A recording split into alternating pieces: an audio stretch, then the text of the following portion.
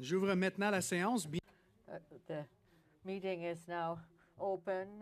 Welcome to the Standing Committee on Transportation Infrastructure and Communities meeting following 1082 and the motion adopted the 3rd of February 2022. The committee is meeting to discuss the protection of air passengers. The meeting today on hybrid form adopted based on adopted motion of the House. People can either participate in the room or via Zoom.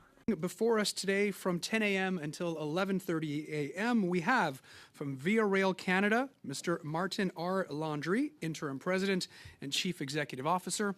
We have Mr. Michael Brankley, Vice President, Railway Operations, and Ms. Rita Toporowski, Chief Customer Officer. I'd like to thank you on behalf of this committee for your presence. We very much appreciate it, as do Canadians. I'd also like to state on the record that invitations to this meeting were sent to CN. CN declined, but have expressed interest at appearing at a later date. And invitations were also sent to the Railway Association of Canada, who also declined the committee's invitation. Before we begin, I would just like to say that a sound check has been conducted for the benefit of our translators. And now I'd like to turn it over to Mr. Landry for your opening remarks. You have 5 minutes. The floor is yours. Merci. Thank you. Mr. Chair, dear committee members, thank you for having us to this beautiful winter day. I would first like to address my first words to our loyal passengers, their families, friends, and loved ones. On behalf of Via Rail Canada, I apologize to all of you who were on the trains that were delayed for an extended period of time or cancelled during the busy holiday season.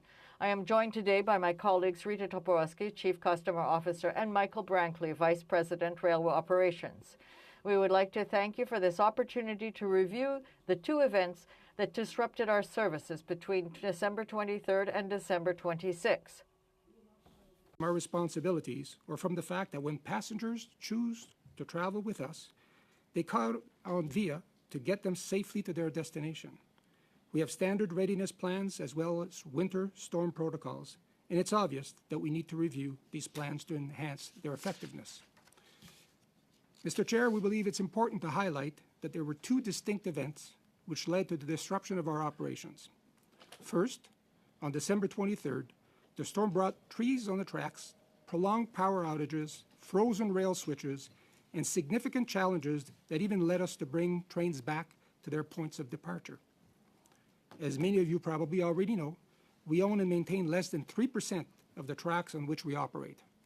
Therefore, the majority of the infrastructure we operate on is owned by other rail companies, mostly by freight companies. And in the case of the events we are here to discuss, the tracks belong to CN. And in accordance with our industry standards, it is the owners who's responsible to assist us as quickly as possible in the event of problems related to railway infrastructure. But on the night of December 23rd, we were in constant communication with CN's control center, and given the extreme weather condition, CN was facing its own set of challenges. Then, in addition to this event, in the mid-morning of December 24th, a freight train derailed just east of Toronto. Unfortunately, this left us with no other choice than to cancel all of our services on our Montreal, Toronto, and Ottawa, Toronto routes for 3 days, from December 24th to the 26th. While this issue, particularly when coupled with truly extreme weather conditions, is largely out of our control, we took immediate actions to address the impact of the disruptions on our passengers by providing them with a refund, along with travel credits to those who are on immobilized trains. Again, I want to be clear. This is not to point the finger at other parties or to absolve Via of its role in the frustrations experienced by our passengers, their families, and friends. I make this point to help committee members understand the environment in which we operate. De plus, nous avons retenu. Also, we have hired external experts to help review our performance, and we intend to use the lessons learned to enhance our performance, and we already know there are elements which we could have better addressed. For example, despite the fact that the situation was constantly evolving, we should have been more thorough in our communications to reassure our passengers and their families. Despite having increased all our food and water supplies on board our trains and at intermediate stops as per winter protocols, we had limited success in getting additional supplies to our mobilized trains due to road closures and the location of some of our trains. During the holiday season, point to the need to increase the resiliency of our transportation infrastructure in order to deal with severe weather-related issues caused by climate change. Extraordinary weather events are becoming more and more common, and we need to act quickly in order to preserve the integrity of our transportation system. We believe we owe it to our passengers to do better, as we owe it to ourselves as an organization. In closing, I want to thank my colleagues across the network who work tirelessly to move our passengers safely from coast to coast to coast. Their dedication and sense of duty helped us get over 17,000 people to their destinations on December 23rd and allowed a safe resumption of services on December 27th. We thank you for your time today, and we welcome any questions you may have.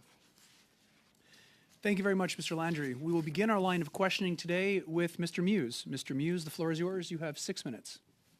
Thank you, Mr. Chair, and thank you to the senior representatives from Via Rail who are with us today at Transport Committee. Certainly much of the attention about the holiday travel mess that we've seen has been directed at the airlines and the ministers in action, and that has been front and center. But we do know that there was this unfortunate incident that spanned a few days in the Toronto to Ottawa-Montreal corridor. And, you know, yes, weather, yes, the CN derailment were factors, but our interest in the committee here is to look at passengers and, you know, dig deeper into that.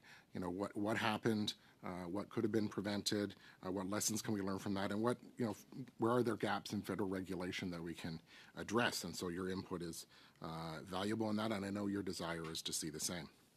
I would note on behalf of my colleagues and I think all on the committee, disappointment that we had invited CN to appear, and it sounds like that perhaps they may appear in the future, and so we look forward to that. You know, we do appreciate the statement that you put out on January 10th and that you reiterated here this morning. And so let me start with that, because one of the commitments you made in there was to offer, as you said again this morning, a full refund to passengers along with travel credits to those that were on trains that were completely demobilized. So I just want to ask if that has already happened, and if not, when it's going to happen. So maybe I'll invite my colleague Rita Toporowski, who's responsible for our client interfaces, to address the committee on this matter. Thank you, Martin. Thank you, Mr. Moyes. On behalf of Via Rail and as the Chief Customer Officer, I'd like to apologize to all the passengers that were more than inconvenienced, but were actually in uncomfortable conditions over a lengthy period of time overnight on December 23rd, and to the passengers that experienced cancellations and disruption to their travel plans. With respect to your specific question, yes, we have actioned all the refunds. For the passengers that were impacted overnight on the 23rd into the 24th, all the passengers impacted at that point in time with lengthy delays and finally got to destination, we gave them full refunds, and in addition to that, 100% credit for future travel should they wish to use it. For any of the passengers that were inconvenienced due to cancellations that happened on the 24th through the 26th, we've also actioned full refunds, and that was completed on January 15th. Okay. That's good to hear, because certainly we've heard the stories of, you know, obviously those that were stuck on the train, you know, 18 hours where washrooms were out of service, and, you know, food and water appeared scarce by the end. And so, you know, not just a refund, you know, some sort of compensation or recognition of the hardship that they endured is appropriate. So it's good to hear that that has happened. So I guess what are the, and I know you're conducting an investigation, you've brought in external experts, which we applaud, but, you know, where were the failures? What, you know, how you know, where was the lack of preparedness for this to happen? I mean, certainly, you know, over the course of 18 hours, one would think we could evacuate a train. So, you know, why did that not happen? So, you know, it's a number of events that led to the situation we had to deal with between the 23rd and the 24th. You know, weather was one of them, but obviously the power outages caused significant challenges on the infrastructure.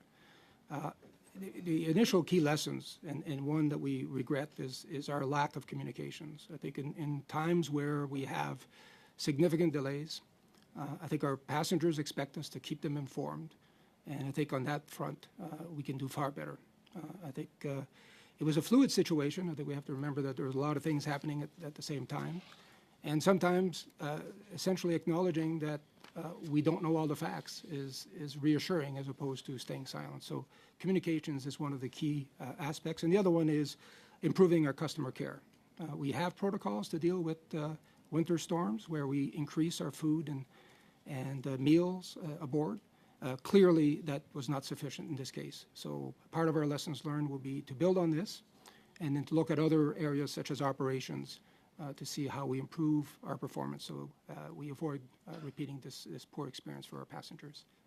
Are there, because you referred to your winter storm protocols, and so one of the consistent themes that we've heard with the airlines as well was the lack of communication, and you touched on that. I mean, from what I recall, there were people still arriving at Union Station in Toronto to catch trains that obviously were not running, and if there's a derailment, as there was, if there's trees on lines and frozen switches, you'd think you'd know that further in advance to let people know so they're not commuting in at that time during a storm into Union Station to catch a train that wasn't going to exist. So is that one of the things you're going to review? Communication seems to be a common gap here. Absolutely. And is there, I mean, what are the requirements under federal regulation to communicate with customers when these sorts of things happen? Is there a certain time period if there's a delay or cancellation? Well, obviously, if we have to cancel, the sooner we can inform the passengers, the better. And we had to exercise that through the derailment portion of time where we were making sure that we could advise passengers the day before if we had to cancel the trains, so to avoid them having to, one, potentially come to the stations, or also they could evaluate alternative scenarios for their travel needs. So that was one of the key learnings and one that will apply more diligently in the future. Are requirements or protocols in place for the amount of food and water? So we know in the air industry, for example, that even in this confined space, there's a certain amount of food and water in the front of the plane for if they're stuck on a tarmac, and you run trains across the country for multiple days. So is there a review of that to make sure that 18 hours isn't that long of a period, but obviously there was a shortage by the end? So I'll ask my colleague Rita to address this. Thank you, MP Moyes.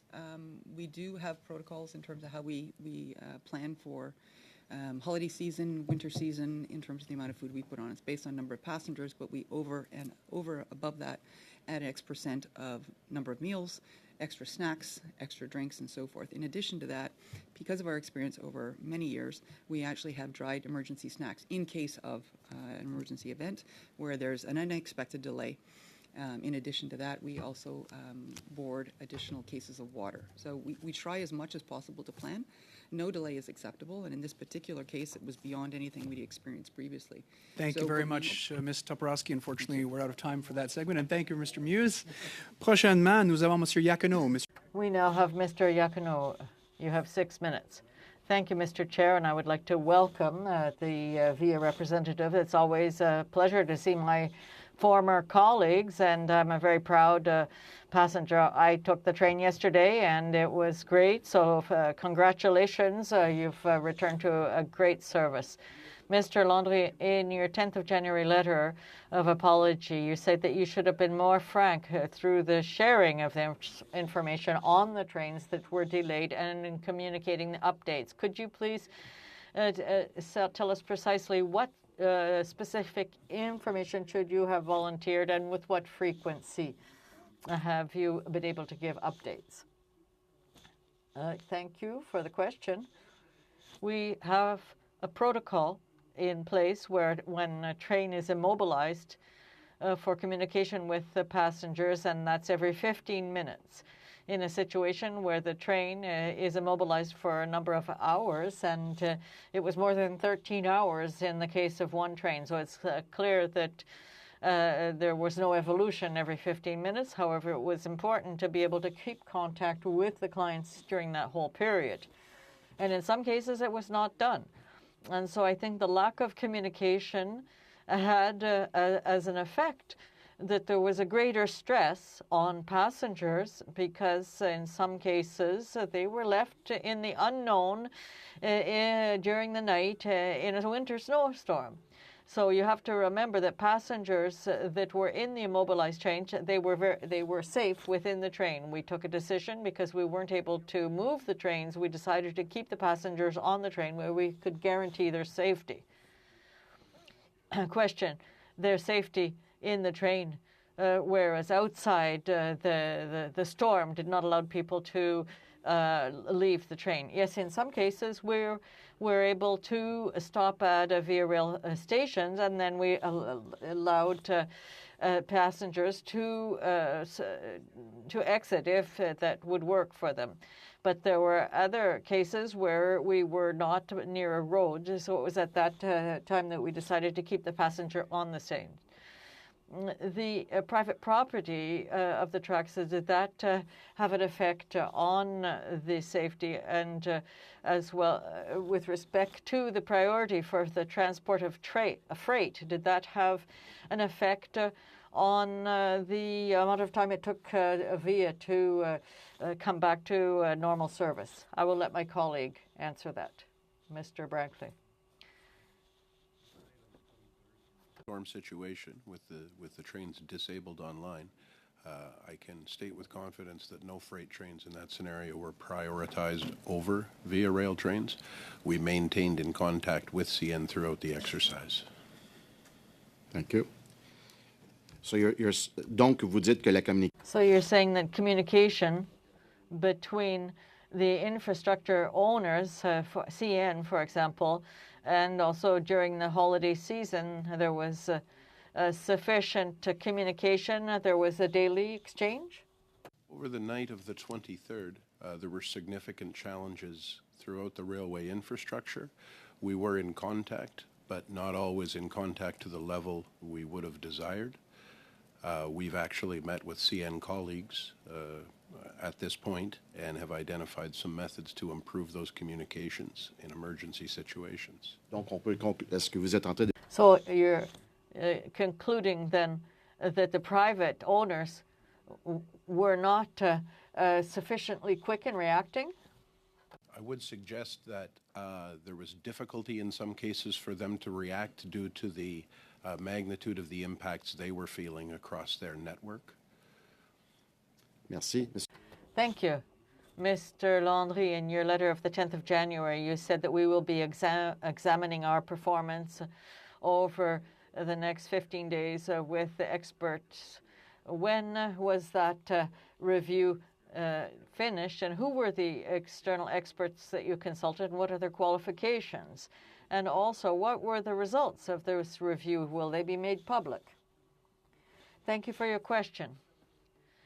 The work has begun, and we hope to be able to finish it as quickly as possible.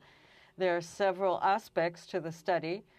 First of all, yes, with respect to the level of communication, but we also want to look at everything with respect to client services when a train is immobilized, as it happened during the holiday season. And we're also looking at the management of operations, and that would include not only Via Rail operations, but also the importance of communication with the owners of the infrastructure.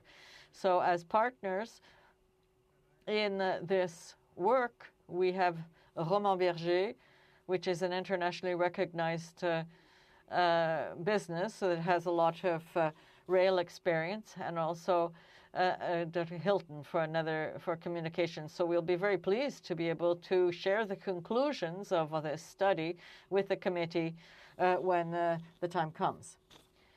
Yes, could we ask to be able to ensure that we do get that information? One last question, Mr. Chair. Do I still have time? You have 40 seconds.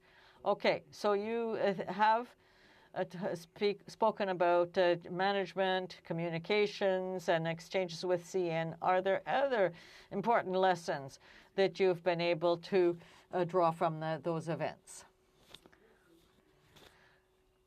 Answer. I must say we've noted the importance of really understanding the human aspect, not only for our clients, but also for our employees. I think it's important to remember that our employees who are on board also experience a very stressful situation.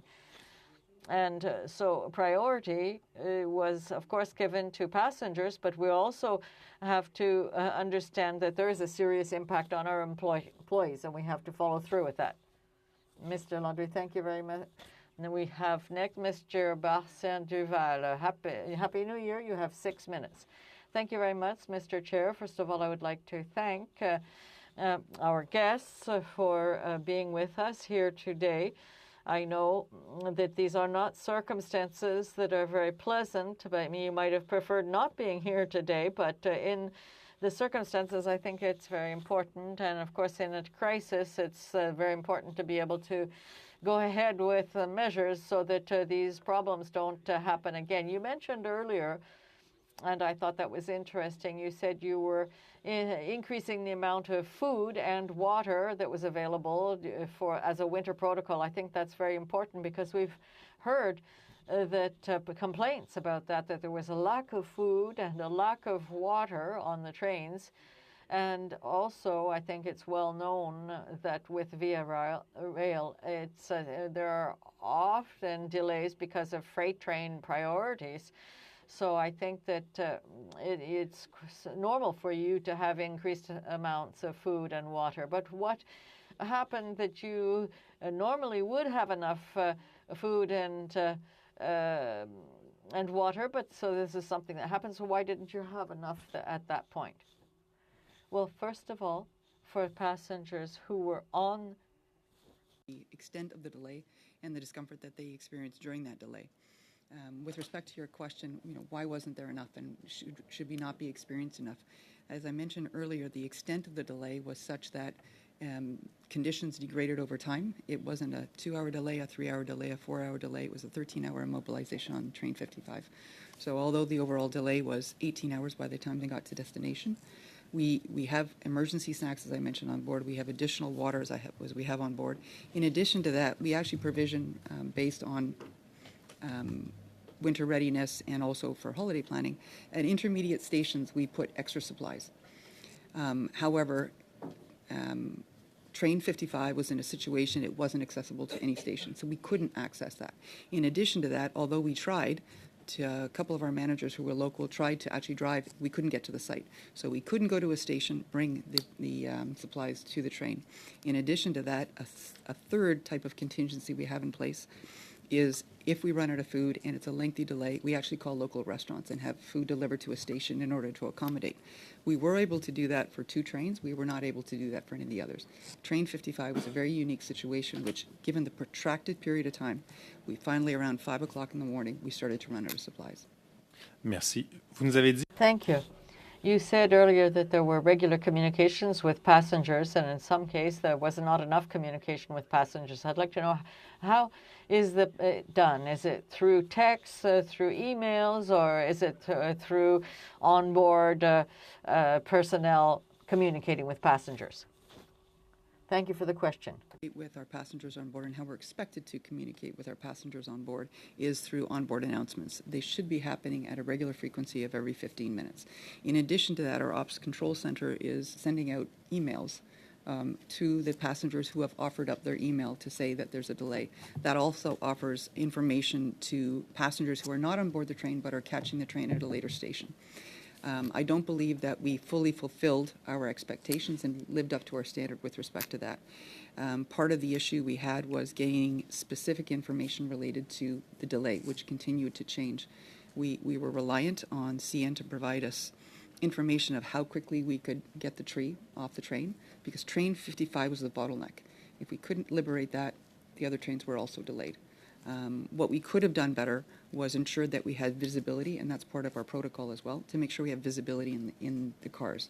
So our employees walk through the car and reassure the passengers. However, once again, we didn't give enough concrete information that reassured the passengers, most specifically on train 55. En particulier pour le... For train 55, you mentioned that the conditions were such there was a tree on the tracks and you couldn't control that. How does it work to be able to clear the tracks? Once it was understood that there was a tree fallen on the tracks, I would assume that it's not Via Rail that does the removal of the tree. CN is the owner. So what type of power do you have to ensure that something happens? If there's an extreme emergency, are you going to say, well, I'm going to intervene because it's become dangerous? There was communication through the night, and with the specific case of 55 and the tree that we struck and disabled the train at that point, there were multiple plans in place to remove the tree, but as the situation evolved with weather, those plans continued to change. We had contingency plans in place on 3 occasions to remove the tree, and each time something occurred that I should say CN had contingency plans in place. As the owner of the infrastructure, it's their accountability and responsibility to clear the infrastructure. We cannot intrude on their infrastructure. So contingency plans were in place. The situation continued to evolve, and so sometimes the communications we gave to our passengers were unfortunately misleading based on the information we had received. Donc, en aucun cas, vous interviendriez sur les rails, même. So you would not be able to intervene on the tracks, even if a passenger was in danger, even if you're not in charge or the owner, or if there's a danger to someone. Be able to intervene on the track, and in the case in hand, we could not reach the site to intervene. Emergency services later in the morning intervened and with some difficulty reached the site. Unfortunately, it was in a location that was very difficult to access, which is part of the reason that we kept the passengers on the train in heat, hydro, and available washrooms rather than putting them outside in the elements, which were very unforgiving that night. Merci beaucoup, Monsieur Brankley. Thank you very much, Mr. Brankley and Mr. Marcel Duval. We have Mr. Boulres. You have 6 minutes. Yes, well, thank you very much, Mr. Chair. My first remark, it'll be for you, Mr. Chair. I want to say that I think that this is terrible that CN and that the Railway Association of Canada have refused to intervene before this parliamentary committee. I think that is terrible, and I think this is something that we have to be noting. Thank you very much to the witnesses for being here for these unfortunate events that occurred over the holiday season. Mr. Landry, I would like to hear you as to the planes of Via Rail to be able to ensure the safety and the well-being of passengers when events that are improbable but that do sometimes happen, if it's a falling tree or a winter storm. How can you explain that passengers were stuck for tens of hours? They were prisoners of their train without having adequate information given to them. Thank you for your question. It could be, we could go through the whole chain of events that created that situation, a situation where the passengers found themselves in. But I do agree with you that it's completely unacceptable. And this is one of the reasons that we really want to be able to draw lessons from this experience and to be able to adjust our protocols to ensure that if ever, and we hope that we will never have such a situation again, but if that were to occur, that we would like to have protocols in place to be able to assure the well-being of our passengers who were on board. And one of those trains was immobilized for many hours and in a difficult situation. I'd like to go on with that. I'm a new client. I'm a regular passenger between Montreal and Ottawa, and I think I support the idea of train travel as a means of transportation. So I'm wondering, this is something that happens often in the train, that there may be a freight train and who gets priority. So aren't you a little bit tired of having private companies that are owners and that passengers come after freight? Well, thank you for your question. It's a very relevant question.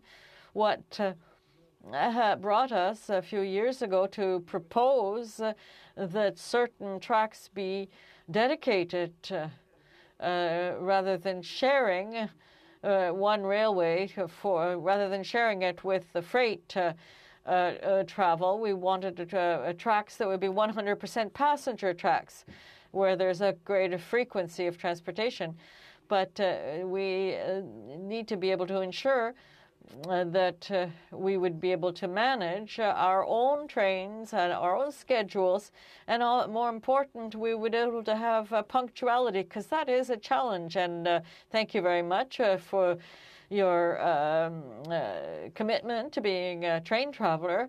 Well, we, of course, have been less punctual than we would like, and often it is situations where Via Rail does not have the control. And I think that's unfortunate, because passengers in Canada have a right to better. And so the base of this request for dedicated tracks for passenger service, this is something that we would like to see for travel.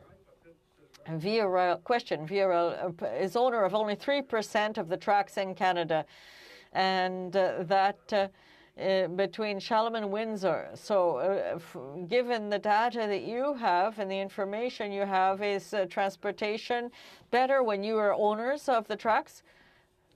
Answer. Thank you for the question. Well, this is between Coteau and Gonville, where there's a lot of travel. Statistics, our Via Rail punctuality, our rate is over 90%.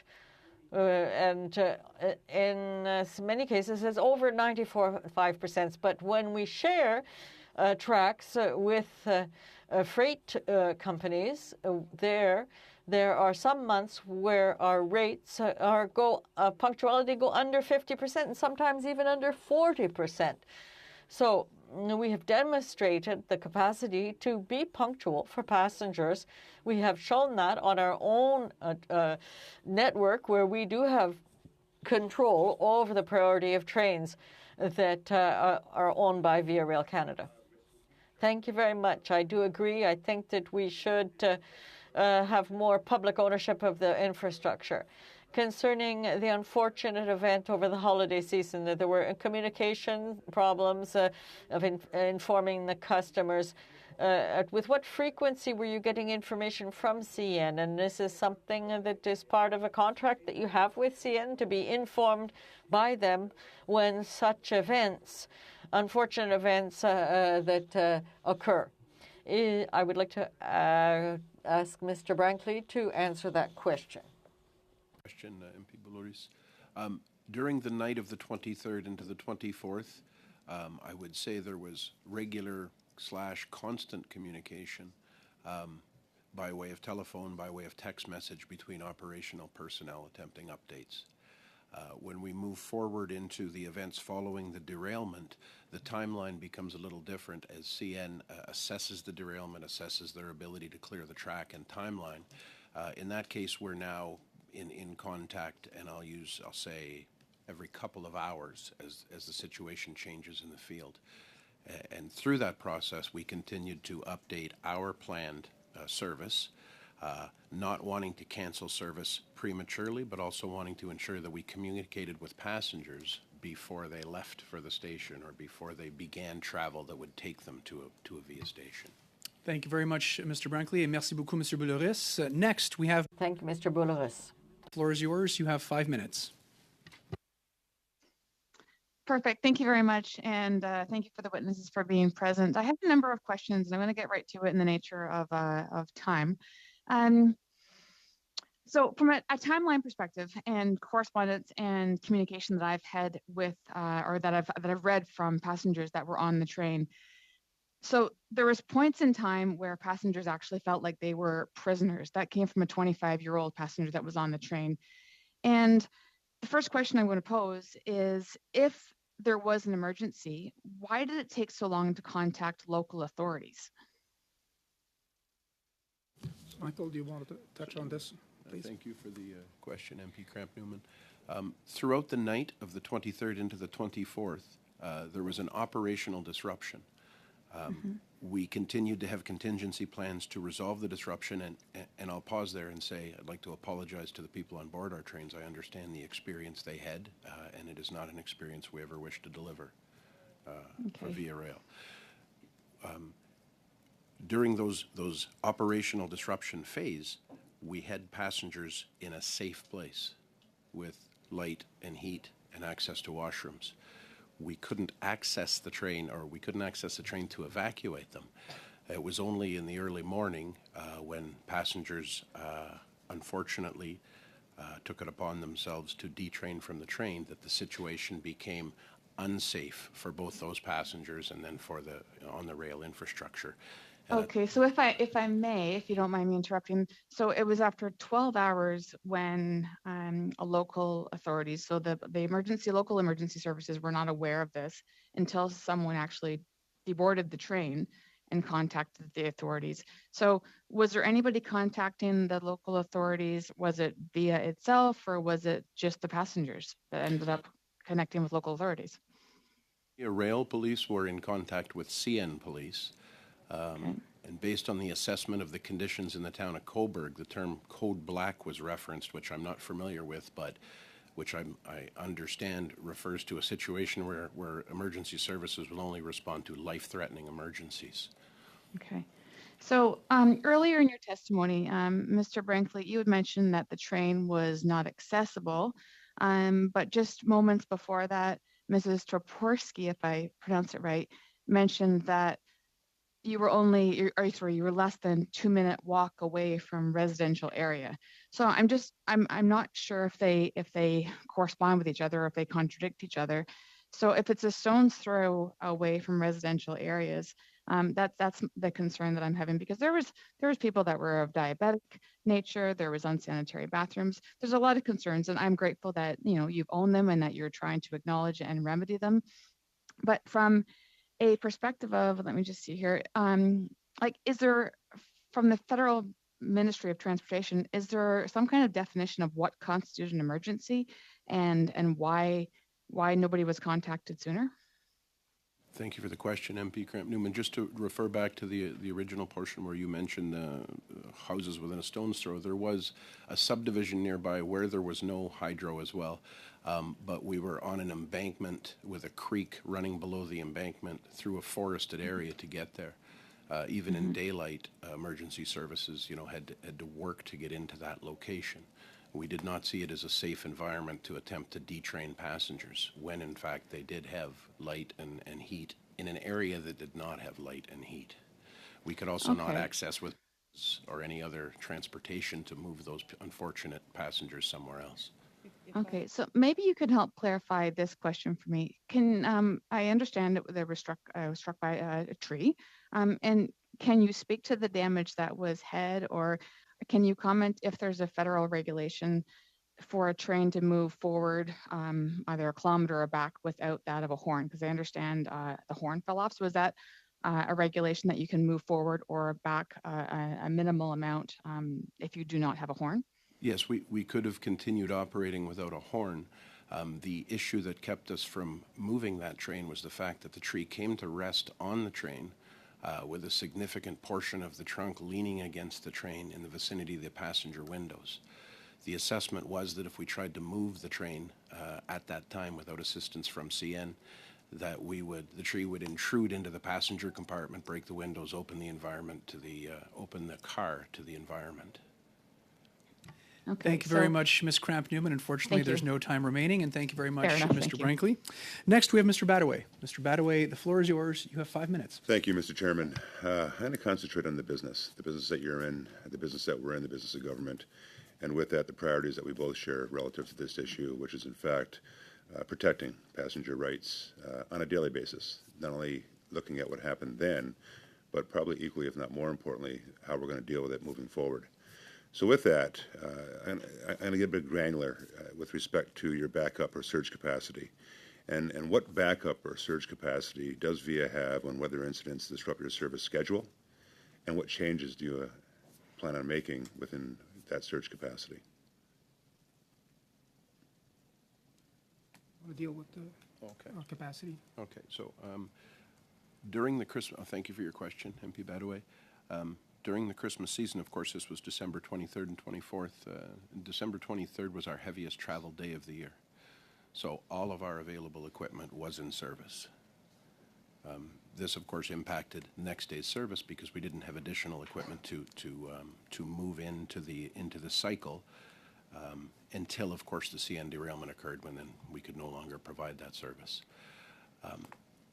In a situation where we did not have all capacity in use, in a winter readiness, we would try and stage guard trains, and we did have guard equipment at facilities, but we weren't in a position to reach those locations with that equipment at that time. With that, and I do want to emphasize the fact that it's unfortunate that CN isn't here, because they would be part of that surge capacity, or CP or any other of those that are responsible for the infrastructure.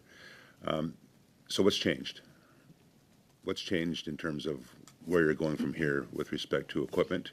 And I also want to concentrate on the surge capacity with respect to your employees. Mr. Landry mentioned about the employees earlier, and of course the care for the employees as well as the passengers.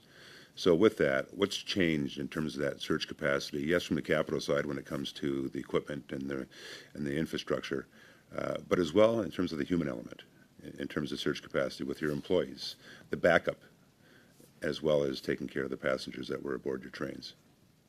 Thank you, and I'll take a brief moment to thank our employees who worked tirelessly through this event to try and provide service, and who ultimately achieved in getting people to their destinations safely.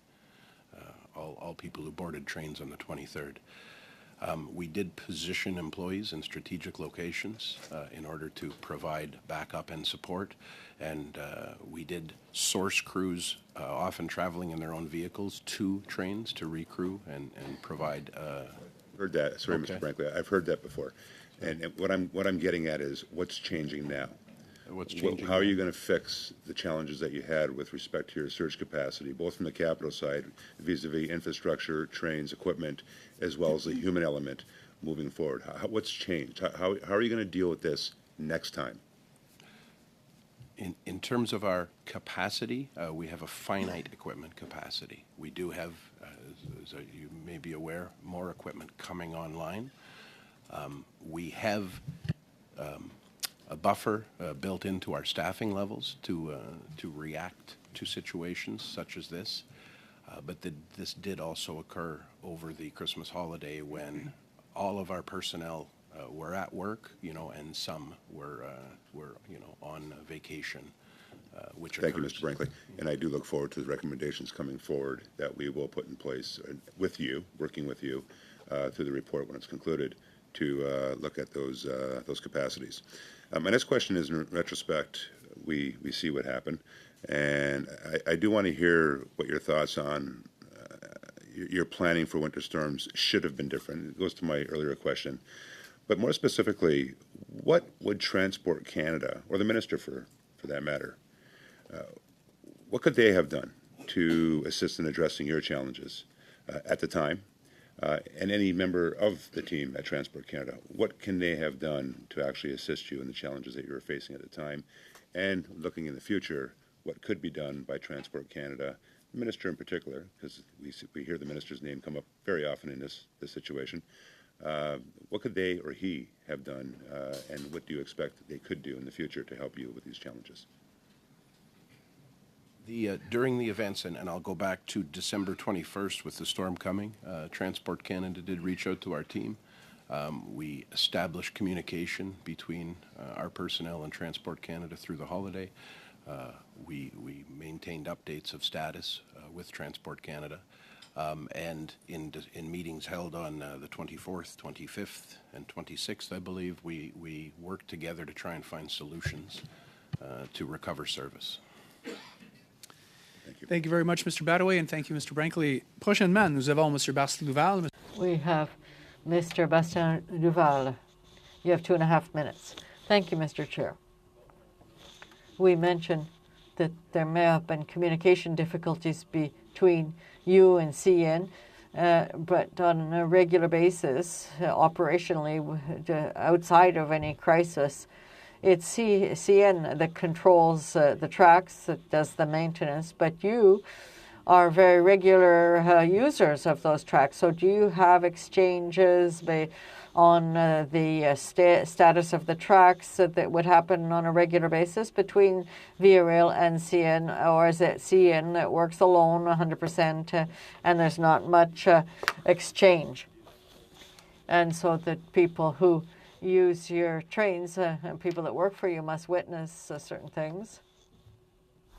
Duval, we have both regular contacts on a variety of topics, and we have ad hoc contacts during operational disruptions. And operational disruptions not necessarily to the level that we experienced on December 23rd.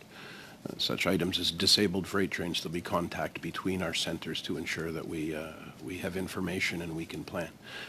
I believe I mentioned earlier we have met with CN and we are actively working to improve those communication links and make sure that we're more seamless in those communications. Une question aussi quant au service. I have a question with respect to customer service. In the airline sector, there's a rule that if they have to be put on if a flight is canceled, they have to be put on another flight within 48 hours. But in the rail sector, I understand that you can't put them on a competitor's train because you don't have any such numbers of companies that are working in the rail. But have you thought of offering to clients where they're canceled trips that they would have alternatives to be able to get to their destination? Depending on the situation, in the past we have considered using buses when a train is canceled and or it's en route and it's disabled. In those particular cases, it's obviously dependent on can we actually source a bus. In this particular case, if you're referring to could we not have done that in this case, very specifically on the 23rd, roads were not accessible, so busing was not an option. Anything to do with any cancellations from the 24th to the 26th, we did have a conversation related to whether or not busing could become an option for the trains that were canceled, because we understood from a passenger perspective they wanted to get to their families on Thank holidays. you very much, Ms. Toporowski. Merci beaucoup, Mr. Barce-Duval. Thank you, Mr. Barceval. We now have Mr. Bullhuis. You have the floor. You have 2.5 minutes. Thank you very much, Mr. Chair. I would like to follow through at the beginning, Mr. Landry. You said that you gave contracts to an outside company to review the Via Rail operations. Was it the McKenzie? No, we have hired Roland Berger, which is a specialized company that has rail expertise, which is important in this case. So that is the company that we're using for the reviewing of our activities during the holiday season. Thank you very much. I understood that there was a problem with train 55, and there was a tree that had fallen on the train. Does Via Rail not have the capacity to move a tree? Yes, we do have that on our networks. We have teams that could do the work if the incident had occurred on the Via Rail network. But here it was a CN-owned tract, so they had the responsibility, and they have intervention teams that we do not have to intervene on their network, which explains that we're dependent on CN to be able to remove that tree, and that there was the locomotive had broken window, so we weren't able to move ahead. So we had a very precarious situation there. How do you judge the response time for CN to be able to move that tree? Well, it took a lot longer than we had hoped. The conditions do explain, in a way, the first CN team that came to remove the tree unfortunately had an accident on the road given the difficult conditions, and the second team they arrived at a time when they felt the winds were too strong to be able to remove the tree without creating more damage, both for the train as well as for the passengers. Thank you very much. Mr. Boulris. Next, we have Mr. Strahl. Mr. Strahl, the floor is yours. You have 5 minutes. Thank you very much, Mr. Chair. My question will be, first of all, I want to talk about communications. In the first meeting that we had with the airlines and the airports, we learned that the minister himself had never communicated with the airports regarding the chaos that had happened during the holiday season, and we learned that he had not spoken with the airlines directly, certainly not with Sunwing, until January the 5th, after all the passengers had returned home from being stranded abroad. So I guess my question for you is, when, Mr. Landry, did you speak personally with the minister about the situation that plagued VIA over the holiday season? On what date, please? Maybe contextualizing our relationship with Transport Canada and the ministry. As a Crown corporation, as you can imagine, we have daily contacts with Transport Canada across a wide. No, I'm aware, but my question specifically, the context we're aware of, but in terms of Mr. Algabra's communication with you directly, on what date did that occur? So we had ongoing communications with the minister's office, and we set up a meeting with the minister post-incident to review actions, not only what happened during the events, but more importantly, the action plan to address the shortcomings, and that meeting was held on January 11th. Okay, that's good to know. I wanted to talk briefly about well, first of all, I'll just say that seems awfully late in the day. Again, a delayed response to what was an emergent situation.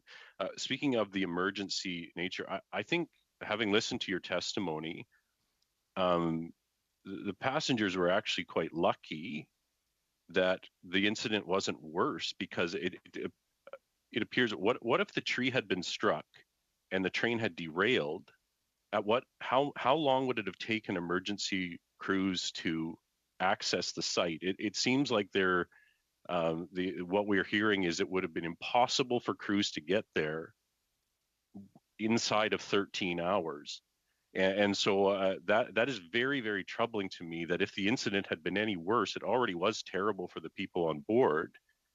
What would the response have been? How would it have been different had there been a breach of one of the carriages, or had there been trains actually jumped the track and that the passengers were deemed to not have been in a safe environment? It seems that we were very close to that scenario happening, and it's very troubling to me that in what is a fairly populated part of Ontario, that we're being told that the emergency response plan there could not have been anything done to assist the passengers on that train any sooner than service was offered. So can you explain that to me, how that's possible, how we could have been, as my colleague said, not that far? Yes, the terrain was difficult, but not that far from civilization, if you want to call it that, and yet so many hours before assistance apparently could have arrived at that train. Michael? Thank you for the question, MP Strahl. I think at the beginning of your question, you mentioned that if the train had left the track, or if the train had been breached and exposed to the environment, that would have constituted an emergency. And yes, at that point, emergency protocols would have been enacted based on the passengers no longer being safe in terms of light, heat, sanitation. Emergency services had been contacted and did attend the train in the morning. I can't speak to what the emergency services timeline response would have been in a greater level of emergency, i.e. the train derailed or the passengers no longer had light and heat. Right. Okay. You talked about, Mr. Landry, you talked about the refunds and credits being offered to rail passengers. In the air sector, when an airline has a delay or fails to get someone to their destination, they have to pay $1,000 per passenger. We've heard some difficulties in passengers getting that. Do you believe that Via Rail should be brought under a similar passenger protection regulation where not only would you make them whole, you would offer refunds and credits and vouchers and that, which the airlines do as well. But do you believe that Via Rail should have to pay $1,000 to passengers who are impacted, such as those were impacted on Train 55 over the Christmas holidays? Well, we'd welcome a discussion around better passenger protection for rail passengers, but I think for it to be relevant, I think it would be important to have the host railways as part of this process. As we are so dependent on the host railways to deliver our service, that I think in order for us to improve the customer experience, part of this will come through enacting rules and guidelines that would give, for example, greater priority for passenger train services so that the schedules could be met and avoid the need for penalties as the number of delays would be significantly reduced. Thank you very much, Mr. Landry, and thank you very much, Mr. Strahl. Next, we have Ms. Koutrakis. Ms. Koutrakis, the floor is yours. You have 5 minutes. Thank you, Mr. Chair, and thank you to our witnesses from Via Rail appearing before us today. It's very appreciated.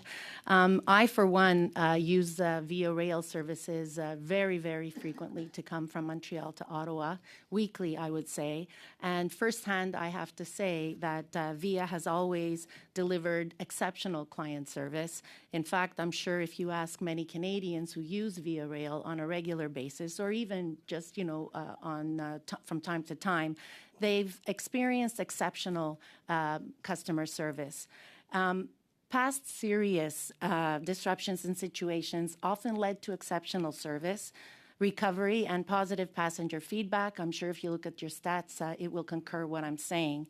This included timely and honest communications, giving passengers complimentary food, water, beverages, blankets, etc. Why did these things not happen preemptively over the Christmas holidays? Thank you, MP Koutrakis. And once again, to the passengers that were involved and suffered through the extended delay, I apologize. I appreciate what you say. First off, thanks for your travel with us. And you're right, we do often get many commendations as a result of our great service. I think that's why we're taking it very personally that we did not live up to our expectations. Our passengers expect better of us, and we weren't able to deliver in this case. I think putting it in context, the number of trains that were delayed in most cases, we managed to properly communicate, at least much better. Even if we didn't hit the standard, we were fairly good at keeping people apprised of what was going on. We managed to get food to certain trains where we could get access to it. I think the outlier is Train 55. Given the protracted delay, given the lack of clear information that we were able to garner, there was misinformation we offered the passengers. We exacerbated the level of anxiety of those passengers on board, and that's on us for not properly and clearly communicating what we were doing and reassuring them. That's where our learning has to come from. So we're doing a deep dive and obviously overview of everything we did with all our trains, but very specifically with Train 55. What could we do differently to make it better next time?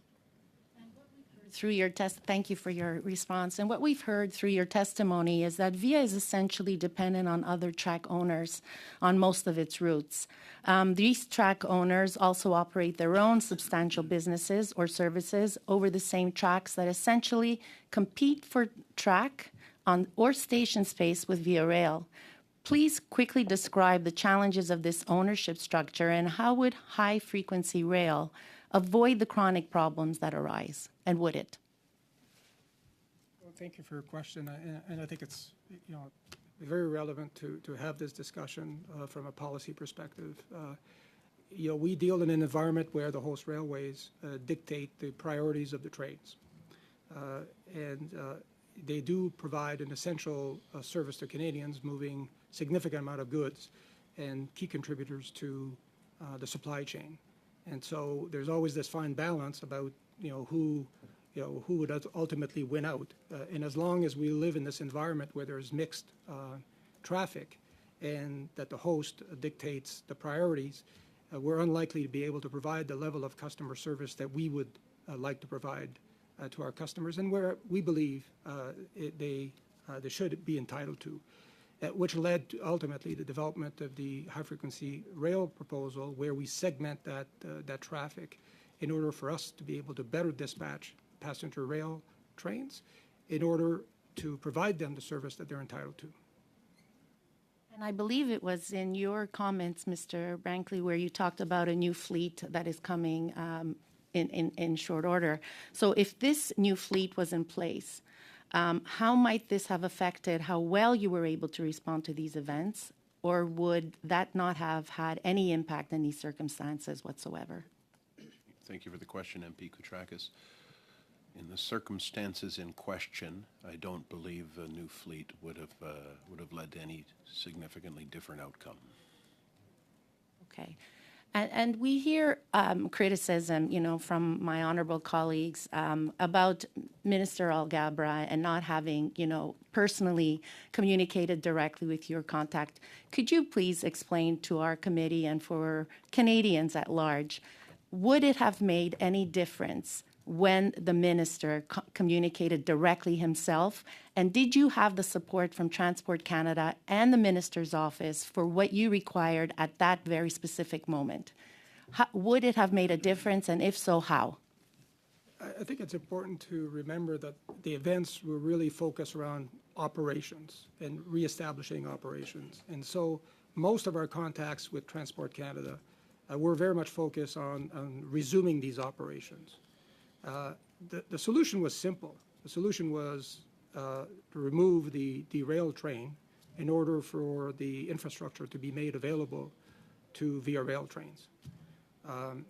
That was clear from the moment the derailment happened. So that's where we spent most of our energies working with the Transport Canada officials and CN to focus on enabling that solution to take place. And we believe that we were at this point dealing with the proper contacts because, as I mentioned, these were very operations-centric discussions that we were having. Thank you very much, Ms. Koutrakis, and thank you once again, Mr. Landry. Next, we have Mr. Strahl. Mr. Strahl, the floor is yours. You have 5 minutes. Thank you, Mr. Chair. I understand that the Liberals do get a little bit sensitive when I talk about the minister being accountable and active on this file, and they might think it's okay to wait 2+ weeks to engage with companies that experienced massive travel delays and whose passengers were severely impacted over the holidays. If that's the level of accountability and leadership that they believe the minister should have, I guess they can defend that. I'll make no apologies for saying that the minister should have been more engaged more quickly with all industry players as this crisis unfolded. I want to talk a bit about the food and beverage situation. There was an indication that I guess my question is, at what point does Via switch over from a point of sale situation where you're selling food and beverages to passengers to giving it out for free because you're in a difficult situation? How many hours in to a crisis like this does the food that's on board become available to all passengers regardless of their ability to pay? Thank you, MP Strahl, for the question. There is a protocol in place. When we have delays, after a 45-minute delay, we basically open up our emergency snacks and water and provide that free. At that point in time, we stop regular service, provide the free. Another 45 minutes later, we go through another run-through, provide additional snacks and food for free.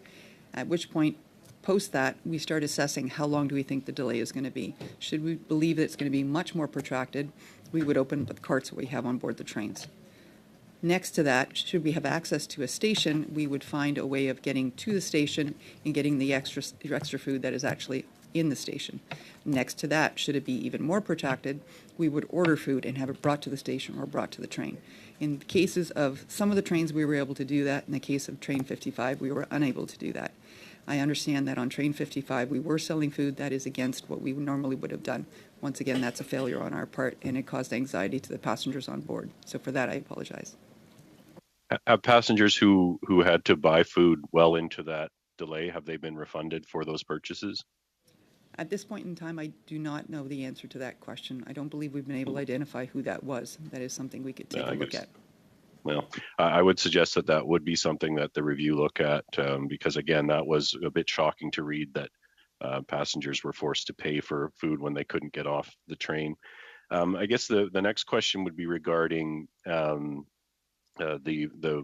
washroom facilities. We heard that they obviously over a number of hours were perhaps at capacity. Is there anything in the regulations or anything that would allow employees in a situation like that to perhaps do what they never otherwise would do to ensure that passengers were able to have hygienic access to washrooms? Obviously, tanks are full, you're stuck for an unexpected amount of time. That doesn't change the fact that customers on board still need access to clean, safe washroom facilities. So what provisions are there to ensure that is available, and do changes need to be made to protect passengers in situations like this in the future? Thank you again for that question, MP Strahl. You're right. Given the protracted delay, there was issue in terms of the number of washrooms that were available on all the trains. In every case, there was at least one or two washrooms that were functioning at all times. To your point, is there something that the employees can do? In some cases, they actually did overrides, and they actually walk through and they have to do a manual reset on the washroom after it's been used. It's not a pretty thing to do, it's not a nice thing to do, but it's a necessity. And they actually managed to do that in order to keep at least one or two functioning washrooms. The difficulty for passengers is they were not in yellow cars. So on a larger consist, having one or two functional washrooms is not acceptable. In this particular case, that's what we were working with. This will be part of the fulsome review, and then based on any kind of benchmarking or any kind of recommendations we have, we will take a look at what we can do to improve. Okay. Thank you very much. I guess my question, perhaps, I'm not sure who should take this, but obviously there are, going back to the emergency services, obviously there are everyone along the route, all the communities along the route, I imagine there is a relationship with those first responder groups, firefighters, police, ambulance, etc. Has that protocol been reviewed in light of, obviously there was a cascading effect here, weather, derailments on and impacts on both forward and backward of where the train was, but are you satisfied that the emergency plans that are in place are adequate, or has this exposed gaps perhaps even in that, should there have been a more severe incident? Are you satisfied that your emergency plans and your relationships with those providers are adequate at this time? Thank you for your question, MP Strahl. Traditionally, those relationships were entirely managed between CN and their CN police force and local communities. Forgive me, I can't recall the date, but in my time at CN, a VIA police force was created and developed, and that force has developed relationships with forces along, first of all, VIA infrastructure, and then reaching out corridor infrastructure, and that outreach continues across the country so that we have relationships and communications between emergency services and our organization. Thank you very much, Mr. Brankley, and thank you, Mr. Strahl. Just to follow up on Mr. Strahl's question, Ms. Toporowski, if and when the passengers that had no other choice but to purchase the food are reimbursed, could you kindly confirm that with this committee, please? Yes, Mr. Chair, I will. Thank you very much. Next, we have Mr. Rogers. Mr. Rogers, the floor is yours. You have 5 minutes.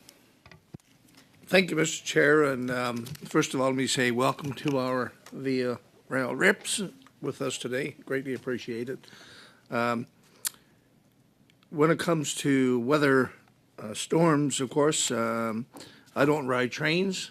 I live on an island, and we often experience delays and setbacks because of extreme snow conditions and weather conditions. And I can appreciate the challenges that RIA was facing in this particular incident. I think back to 2020, what we in Newfoundland affectionately call Snowmageddon, when the entire city of St. John's was buried under not centimeters but feet of snow, many feet of snow, and entire Avalon and parts of the island poses a lot of challenges for all sectors. And I listened very carefully to your comments and your written submission about the challenges you face and the things you had to endure to try to keep your passengers safe. And I certainly sympathize with these passengers. And of course, in retrospect, I just want to ask you, what are VIA's thoughts on how planning for such extreme winter storms can be improved, especially with regards to communications that you talked about with Transport Canada, and more particularly with the passengers and CN Rail? So if you would offer some comments on that, I'd appreciate it. Thank you, MP Rogers. Yes, we are seeing evidence of extreme weather. In fact, we're at this time in the middle of our fourth winter activation of the season due to the current snow conditions in the corridor. I mentioned previously that we've met with CN to improve those communications, operations center to operations center. Passenger communications are being reviewed, and our CN communications will be reviewed by our third-party external review as part of our ongoing debrief and postmortem. And I apologize, there was another section of the question. Yeah, I was just wondering about in terms of, how can communications be improved with all parties involved, Transport Canada, passengers in particular, and CN Rail? Okay, I thank you again. I would suggest that in most cases, we have been successful in passenger communications.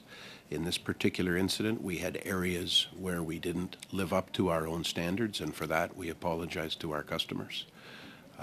We're working internally to improve that, and then we're going to put that through an external assessment as well. We've had... And yes, Rogers, please. just to add from a passenger perspective, I think several things that came to the forefront were clarity, so specifics, as much specificity as possible, and frequency. On those two counts, we were lacking in this particular case on a few of the trains. The other trains, we were much better at managing through it. I think so we're going to focus on those particular areas, but as Mr. Brinkley mentioned, it'll be part of the fulsome review with the communications. Thank you for that. And the other question I was just wondering, has VIA ever experienced extreme storm events in the past, and how was coping in the past versus coping with this particular incident? Maybe I can try to answer this. We've gone back in history 25 years, and we never had an event such as the one we had on the 23rd and 24th. It wasn't necessarily linked to the snow itself or the snow accumulation. It was really linked to the power failures that took effect, and obviously the infrastructure depends on electricity. For example, all the grade crossings where the barriers come down obviously require electricity, and adding to that the combination of hitting a tree. So I mentioned in my opening remarks, I think we as a country have to look at increasing the resiliency of our transportation infrastructure. Weather events are becoming more and more frequent. You hear about the storm of the century. Well, it arrives almost every year now. So I think we have to accept the fact that we're going to have to build infrastructure resiliency into the transportation sector in order to minimize the impacts of these weather events as they appear to be much more frequent. So I'll follow up that with a question. I know CN declined to be here today and indicated they may be here at some later point. So would you lay some of the blame for this event at the feet of CN or government, and why or why not? I don't think it's an issue of putting the blame, because frankly it's a combination of factors that created this situation, and I think this part of our review will be understanding all of the variables that were in play. And I think without calling it blame, I think a lot of us need to take stock of what happened and address the elements that are under our control to make sure that if ever one of these events happens again, that the impacts on our passengers is minimized. Unfortunately, Mr. Rogers, that concludes the time that you have for your line of questioning. Next, prochainement, nous avons Monsieur Barcelou Duval. We now have Mr. Barcelou Duval. You have 2 minutes. Thank you, Mr. Chair. I find it unfortunate that CN isn't with us today because it's frustrating not to be able to get the answers that we would like to get. And as others had said, I think that this is really a lack of respect. I hope they will be able to come and witness as quickly as possible before the committee.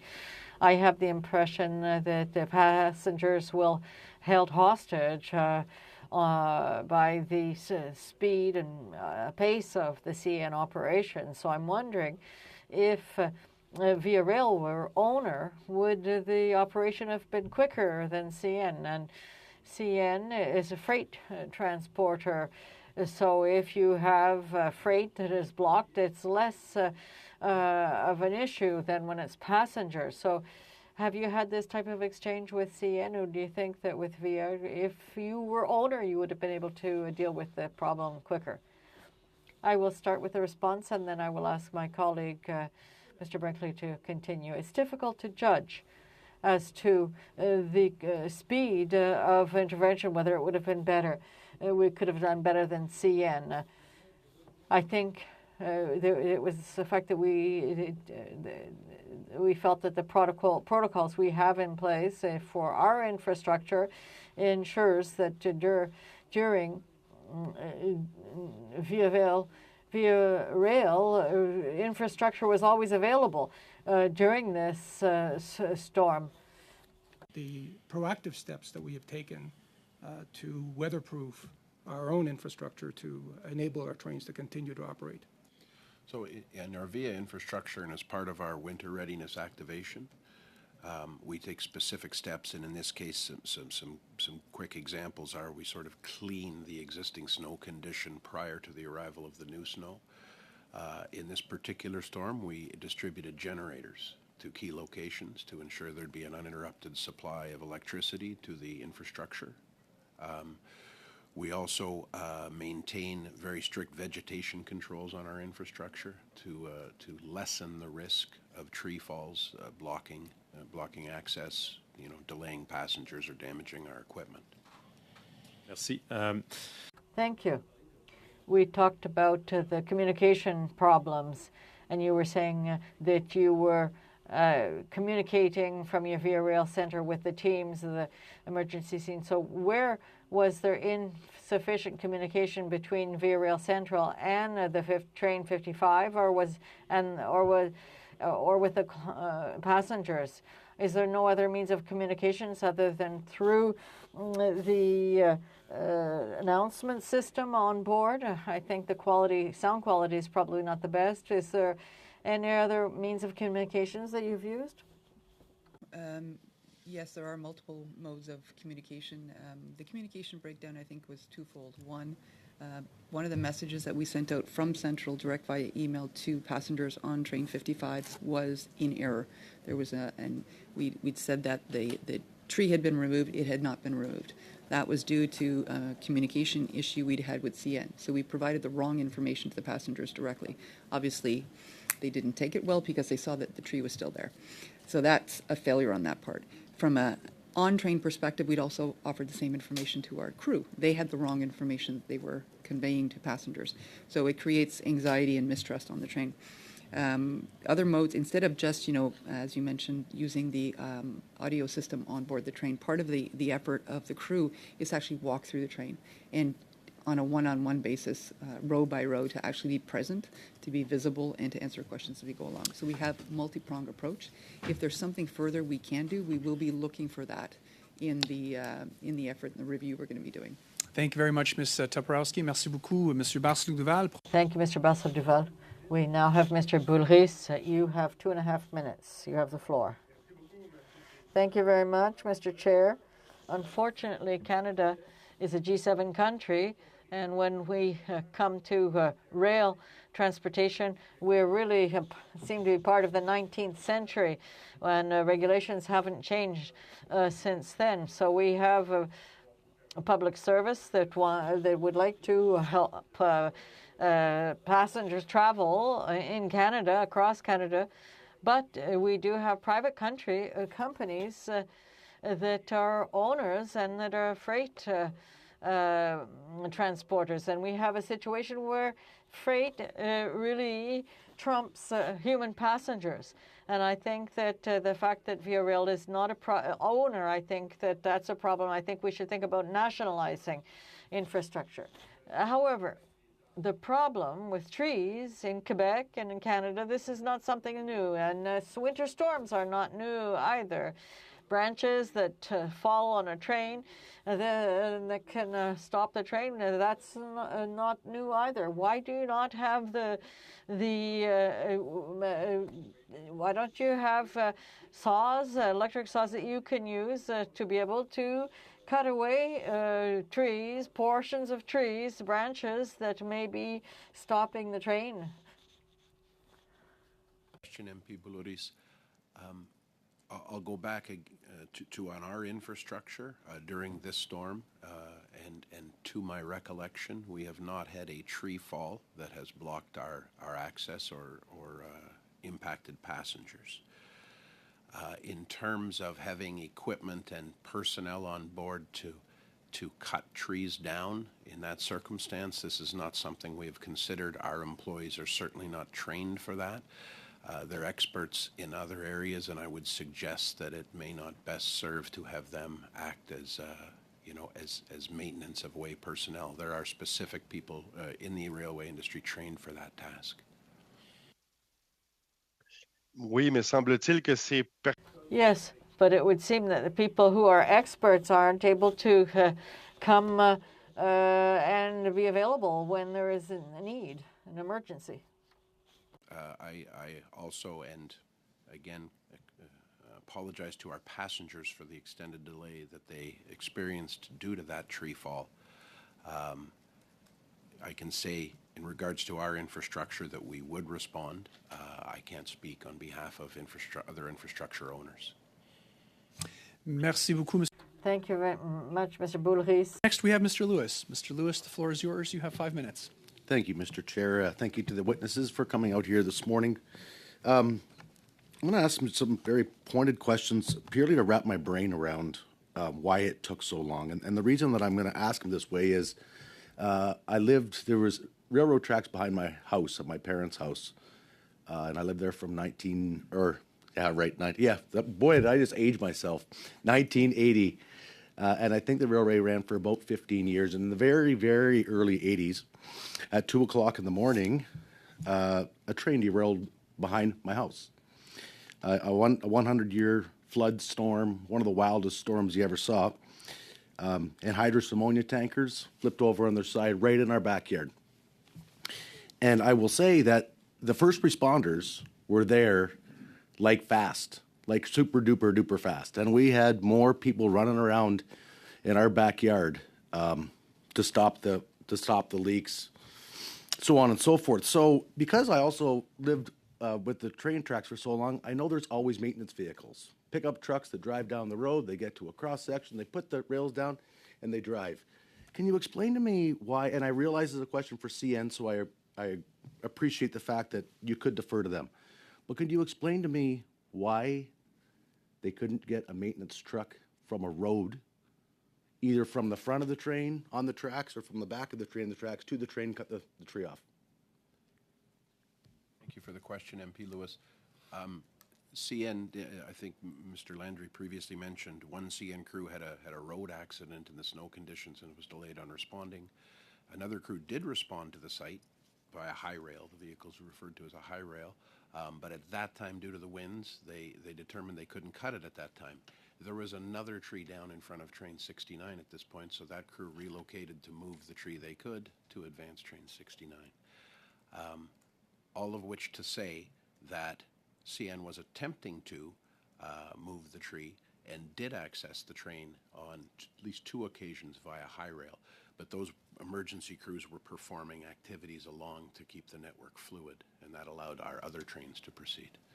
Okay, thank you for that.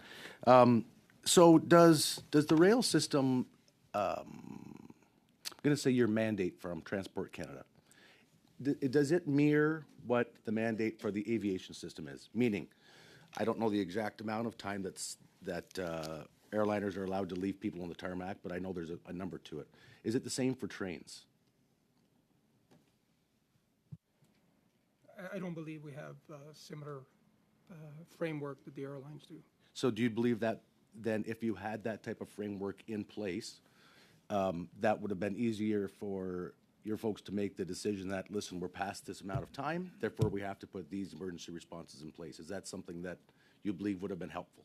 I mean, we've developed our own, obviously our own protocols to deal with unusual circumstances or these service disruptions. And I think it also loops back to the discussions we had earlier about passenger rights, because it is linked to an ecosystem view in our ability to actually work in this ecosystem. And this is not solely a Via Rail discussion. I think it has to include the host railways in an integrated fashion, so that we don't solution a part of the problem and then have not solution another part that creates an additional friction to the passenger experience. Thank you, and I'm glad that you brought up passengers' rights. Canadians are very passionate and compassionate people, and they're very understanding folks, but they still want their freedoms. And I can only imagine being on a train for 13 hours sitting there, and I appreciate the fact that you talked about the communication, but I'm not surprised that there was a couple of folks that said, you know what, enough's enough, I got to get off. And so I think it would be very helpful, and I really think that the minister's office should be the one driving this forward. I think that if the aviation, all of our rail systems mirror each other, it makes the jobs of the companies a lot easier to make decisions at tough times, especially over Christmas. So thanks to you very much for your testimony and for your answers. Thank you very much, Mr. Lewis. Finalement, nous avons... We now have Mr. Lauzon. You have 3 minutes. Thank you, Mr. Chair. First of all, I would like to thank Mr. Landry and all of your team for how you managed the situation. You answered questions about communications with clients, about your supplies and messages to the families. But did you think about communications even before the train would depart in winter conditions? Of course, you can't foresee a tree falling on the train, but within your protocol, do you have things to do before the train leaves? Well, thank you for the question. This is one of the elements that we are looking at and evaluating with our external experts to try and be proactive, to let clients know, customers know that there could be problems that so people would have the opportunity to make any changes they wanted to their plans. Question. And in the same line of questioning, you spoke about the storm of the century, and you're saying also that this type of storm is going to be happening more and more often. So do you agree, do you admit that it's climate change that we're experiencing today has an impact, and it means you need to review and change how you're working? Thank you very much for the question. Yes, I do think that what we're seeing more and more, and this is, we've seen this in the west of Canada also with forest fires, and we've had to interrupt service also. And so we have infrastructure vulnerability when this is in the air sector also. So I think that for the whole country, we really need to look at the improving the resilience of our infrastructures to be able to minimize any impact that climate change will be having on transportation in general. Thank you very much.